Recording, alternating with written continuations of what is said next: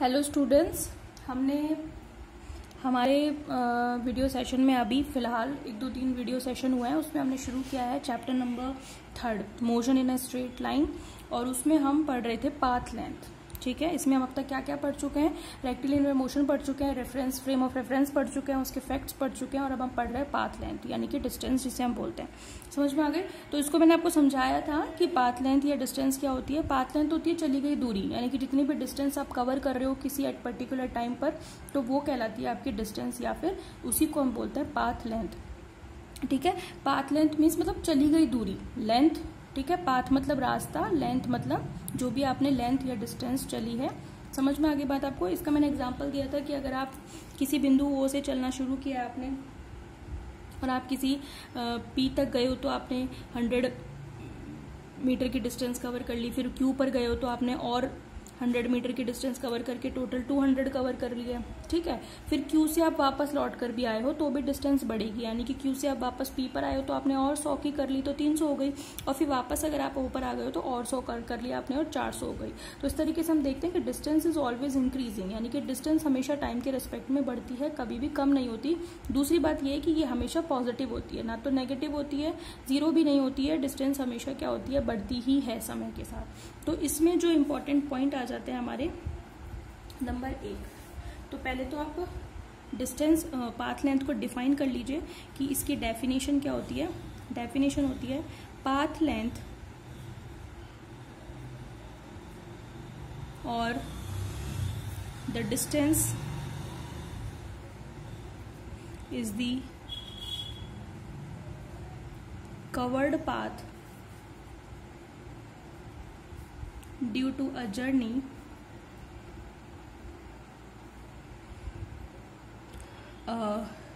in a particular time। समझ में आ गई? तो हम इसको क्या कहेंगे कि जो पाथ लेंथ है या जो दूरी है वो किसी यात्रा के दौरान किसी निश्चित समय में चली गई क्या होती है? दूरी होती है। समझ में आ गई बात आपको? तो पाथ लेंथ जो होती है वो एक कवर्ड डिस्टेंस होती है, इन शॉर्ट अगर हम कहें तो।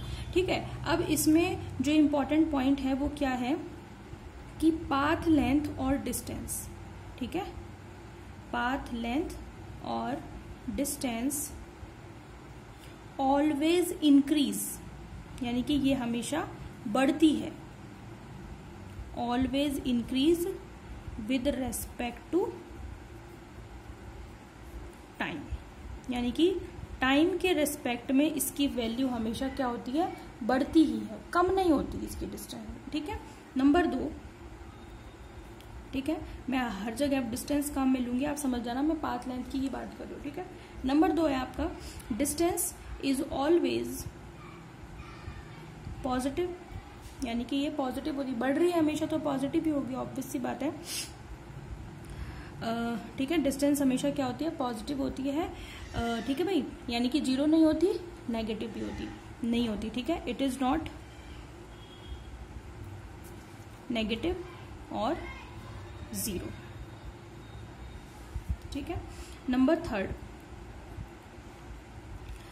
इट इज नॉट की जगह आप लिखें इट कैन नॉट, तो वो बेटर होगा। ठीक है, इट कैन नॉट, नेगेटिव और जीरो।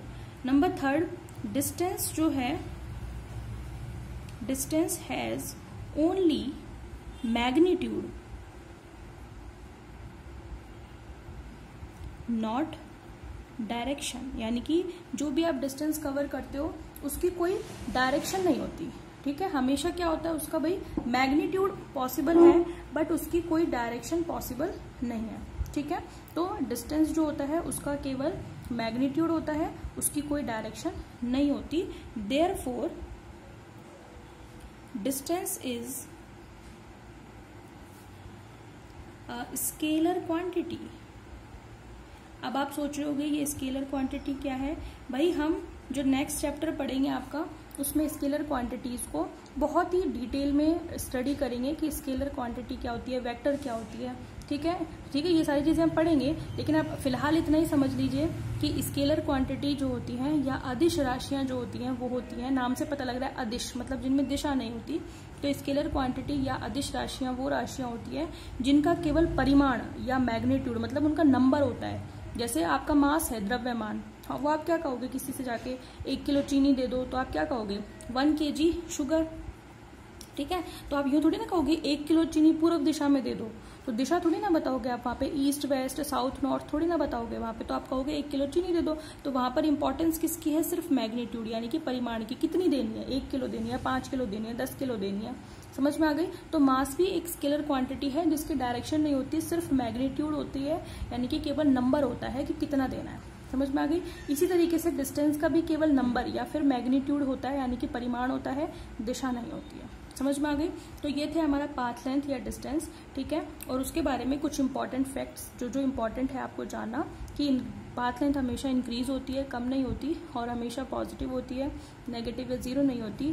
तीसरे नंबर क्या है कि ये हमेशा इसका मैग्नीट्यूड होता है, डायरेक्शन नहीं होती, it is always a scalar quantity. समझ में आ गई बात आपको। तो ये आपका कंप्लीट हो गया पाथ लेंथ। नेक्स्ट देखें आप डिस्प्लेसमेंट।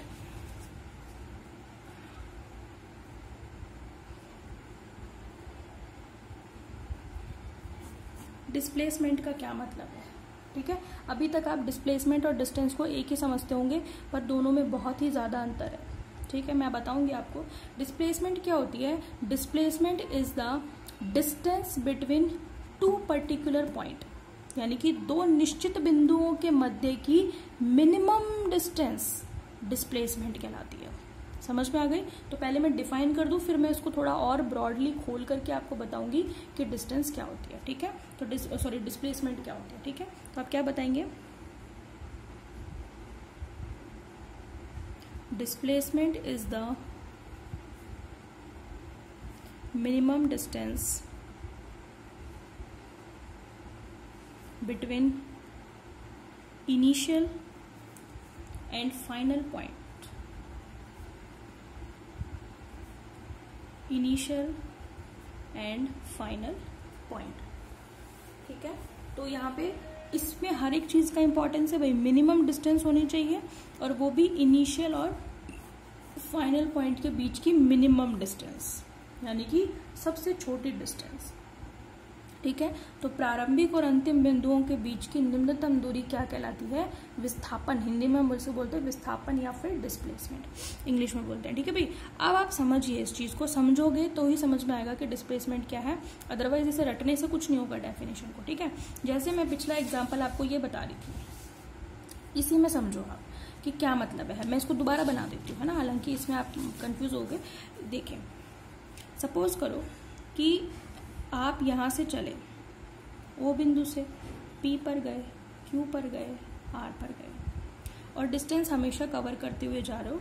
सपोज करो कि ये है बी, मतलब ऐसे बता देती हूँ, ये है 20, ये है 40 और ये है 60, है ना। मान लो आपने यहाँ से चलना शुरू किया, ओ से लेकर के आप पी तक गए।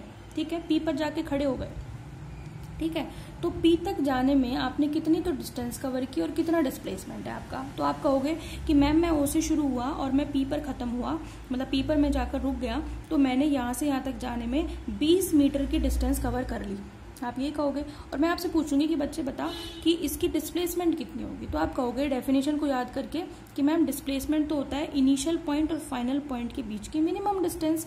तो इनिशियल पॉइंट तो ये खुद है, और फाइनल मतलब मैं यहाँ पे जाकर मेरी जर्नी खत्म हो गई, ये मेरा फाइनल पॉइंट है। अगर तो उस केस में आपका क्या होगा, डिस्प्लेसमेंट भी कितना होगा। फॉर फर्स्ट केस डिस्टेंस और डिस्प्लेसमेंट दोनों ही क्या है, इक्वल है, और दोनों ही कितनी है, 20 मीटर, क्योंकि इनिशियल पोजीशन भी यही है, फाइनल पोजीशन भी यही है, और 20 मीटर मैंने डिस्टेंस भी चली और डिस्प्लेसमेंट भी चली। करेक्ट। फिर मैंने क्या किया कि मैं पी से चल करके कहाँ गई, क्यू पर गई। तो पी से चलकर मैं क्यू पर, मतलब ओ से पी, पी से क्यू, अब डिस्टेंस कितनी हो गई, पहले 20 थी, अब कितनी हो गई, 40 हो गई। ठीक है, तो अब डिस्प्लेसमेंट भी उतना ही है, यानी कि 40 ही है, यानी कि 40 तो मैंने ओ से क्यू तक डिस्टेंस चली और 40 ही मेरा डिस्प्लेसमेंट है। लेकिन अगर मैं क्यू से वापस आ गई, पहले तो मैं क्यू पर गई, फिर मैं क्यू पर वापस, क्यू से कहाँ आ गई, पी पर, यानी कि ओ से पहले पी और पी से फिर क्यू और क्यू से वापस पी पे।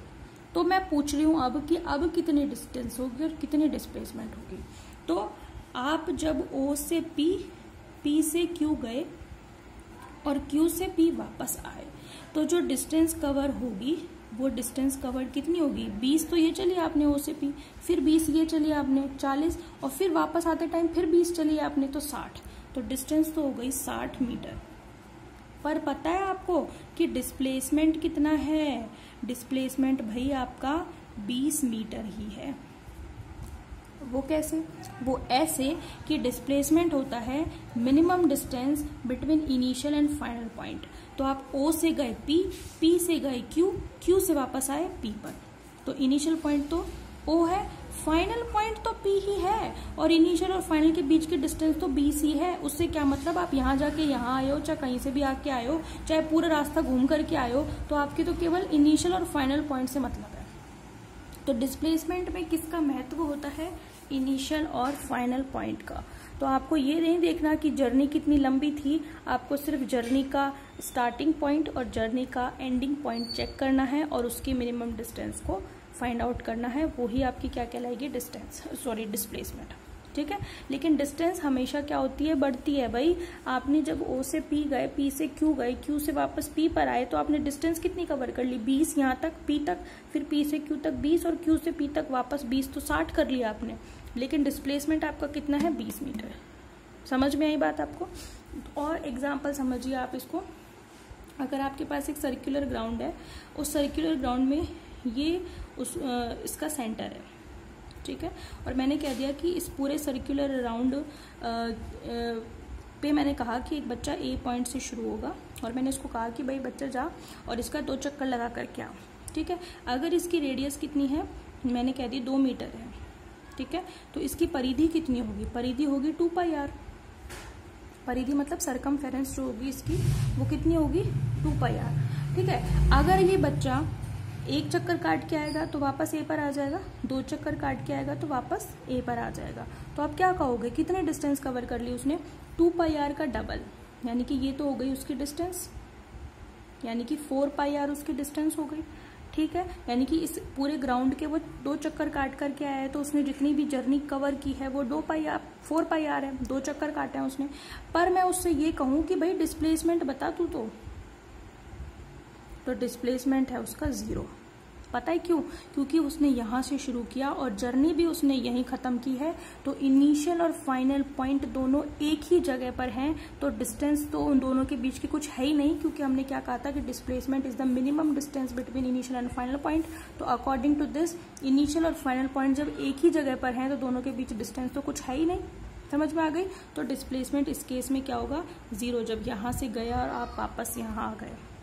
समझ में आ गई, ठीक है भाई। लेकिन अगर मैंने उस बच्चे से कहा कि भाई सुनो, आप सुनते जाओ, अपने आप समझ में आ जाएगा, ए से आप जा करके वापस ए पर आ जाओ, तो डिस्टेंस तो फिर से चलो ऐसे कर लो, मैंने यूँ कह दिया कि ए से भाई अब की बार तो बी पे ही चला जा, आर है इसकी रेडियस, ठीक है। तो डिस्टेंस कितनी हो गई, आप कहोगे मैम 2πr पूरी होती है, उसने आधा अगर चक्कर कंप्लीट किया है तो उसने यहाँ से यहाँ तक आने में कितनी πr डिस्टेंस कवर कर ली, यानी कि 2πr की आधी।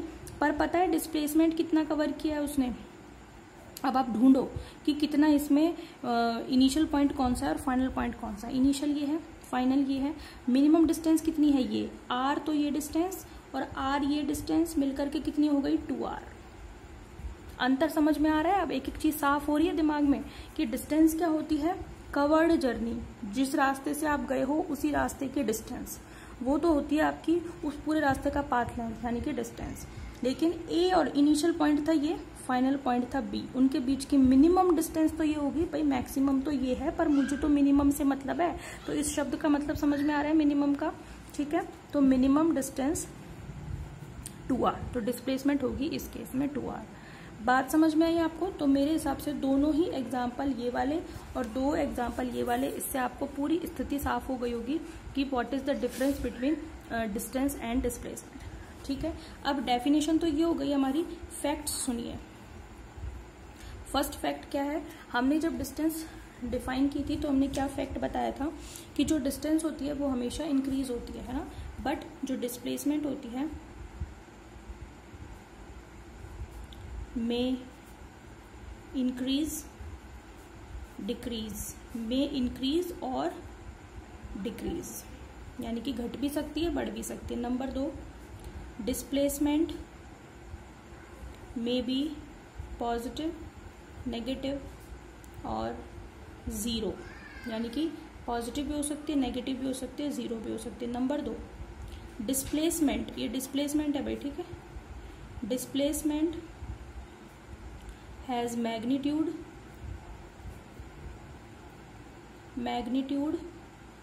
As well as direction also, therefore displacement is a vector quantity, क्योंकि जो वेक्टर होते हैं उनमें डायरेक्शन भी होती है और उनमें मैग्नीट्यूड भी होता है, जबकि डिस्टेंस में केवल क्या था, मैग्नीट्यूड ही था। तो ये आपका जो वीडियो सेशन है भाई, ये मोस्ट इंपॉर्टेंट वीडियो सेशन है, मैं आपको बोल रही हूँ। इसी से आपको सारा, आपको फिजिक्स जो है ये बेस है फिजिक्स का। कई बच्चों को सब कुछ आता है पर यही नहीं पता होता कि डिस्टेंस और डिस्प्लेसमेंट में क्या अंतर होता है। समझ में आ रही है? तो ये सारा, ये पूरा वीडियो सेशन में डिफरेंस है बिटवीन डिस्टेंस एंड डिस्प्लेसमेंट, ठीक है। और क्या क्या उसकी प्रॉपर्टीज होती है डिस्टेंस और डिस्प्लेसमेंट की, वो भी हमने विद एग्जाम्पल अच्छे से समझेंगे। तो इसको आप वीडियो को एक बार में आ जाएगा समझ में, वैसे तो नहीं आता, तो आप इसको 1-2 बार और देख लेना और ठीक से नोट्स बनाना ढंग से, तो आपको अच्छे से समझ में आएगा।